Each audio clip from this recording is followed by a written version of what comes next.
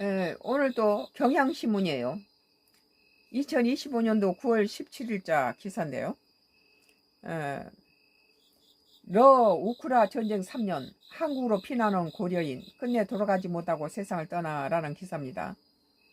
고려인 마을 주민 마지막 길 배움. 지난 16일 치러진 우크라이나 전쟁 난민 고려인 동포 짱뽀르토르 장례식 고려인 마을을 제공.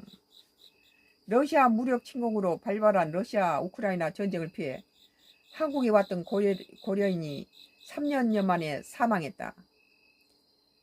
장례는 한국에서 먼저 정착한 중앙아시아 고려인 이웃들이 치러줬다.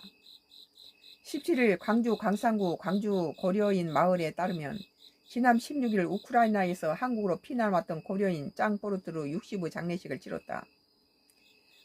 뽀또르 마지막 길을 함께 입국했던 조카 가족과 고려인 마을 주민 10여 명이 함께했다.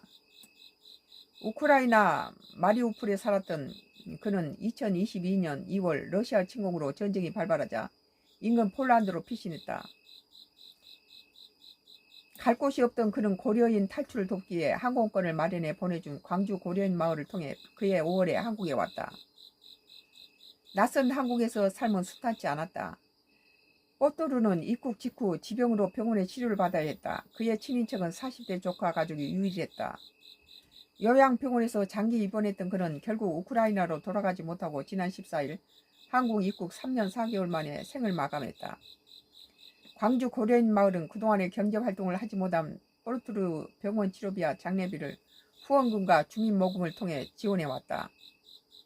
신조야 고려인 마을 대표는 뽀르투르 삶은 1937년 스탈린에 의해 강제 이주했던 고려인 후손들이 전쟁 난민으로 또다시 떠들어야 하는 아픈 현실을 보여주고 있다고 했다.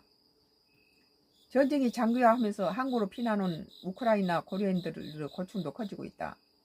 광주 고려인 마을에서는 2022년 항공권 지원을 받은 900여 명의 고려인 난민이 터를 잡았다. 하지만 3년 넘게 전쟁이 이어지면서 이제는 400여 명만 남았다.